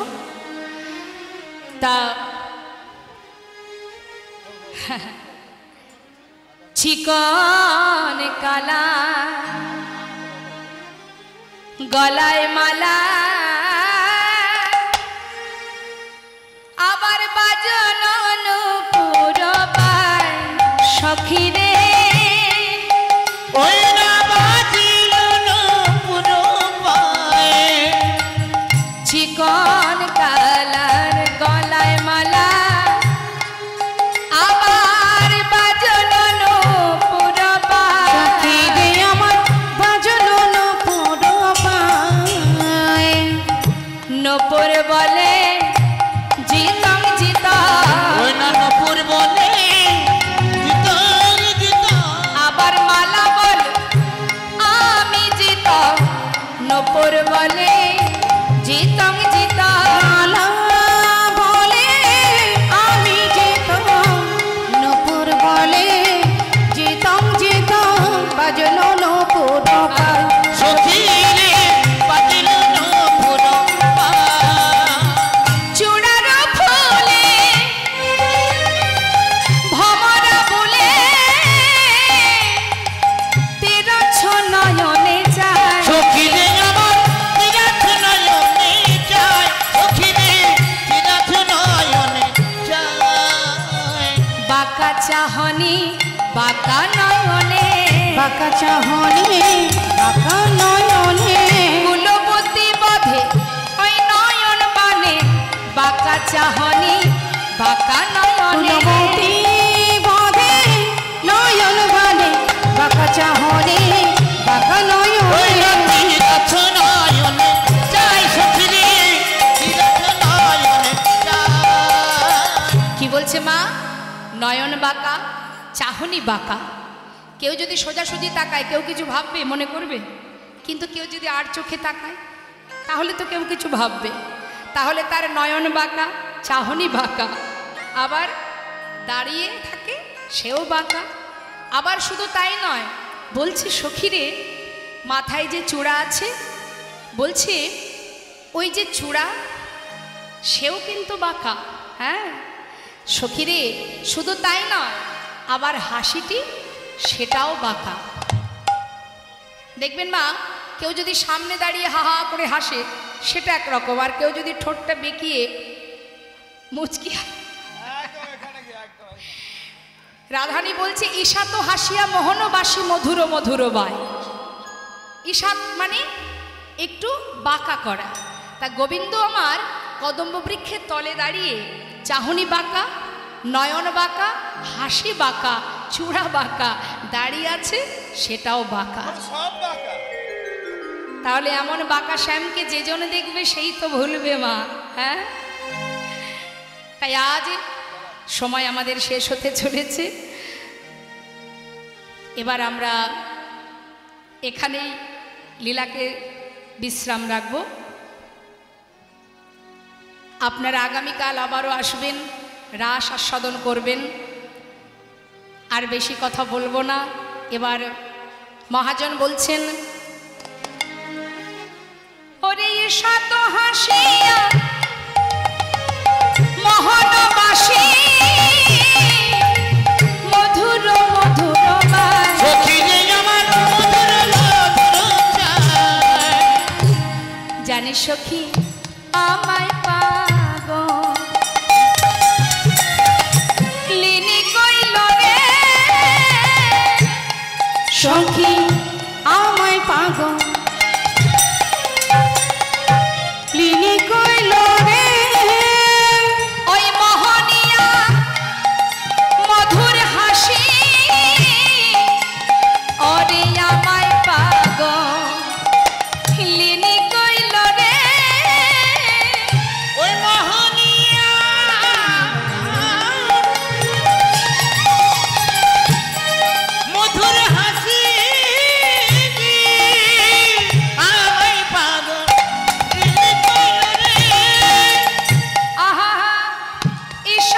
হাসিয়া মোহনবাসী মধুর মধুর বাস সখিরে আমার মধুর মধুর বাস। রসের ভরে অঙ্গনা ধরে কেলি কদম্বেতে হেলা কুলবতী সতী যুবতী জনার পরাণ লইয়া খেলা শ্রবণে চঞ্চল মকর কুণ্ডল পিন্ধলি পিয়াল বাস রাঙায় উৎপল নয়ন যুগল নিছনি গোবিন্দ দাস। নেতায় গৌর হরিবল হরিবল সবাই মিলে একবার বলবো জয় রাধে রাধে বল কৃষ্ণ কৃষ্ণ বল রাধে রাধে বল কৃষ্ণ কৃষ্ণ বল ও রাধে রাধে বল কৃষ্ণ কৃষ্ণ বল রাধে রাধে বল কৃষ্ণ কৃষ্ণ আহা রাধে রাধে বল কৃষ্ণ কৃষ্ণ বল রাধে রাধে বল কৃষ্ণ কৃষ্ণ বল রাধে রাধে বল কৃষ্ণ কৃষ্ণ বল রাধে রাধে বল কৃষ্ণ কৃষ্ণ বল হরি বল হরি বল হরি বল হরি বল হরি বল হরি বল হরি বল হরি বল জয় শ্রী পিতায় বৈষ্ণব প্রেমানন্দে হরি হরি বল বঞ্ছা কল্পতরুবশ্য কৃপা সিন্ধু বচ পতিতানাং পাবনে ভো বৈষ্ণবে ভ নমো নমঃ রাধে শ্যাম।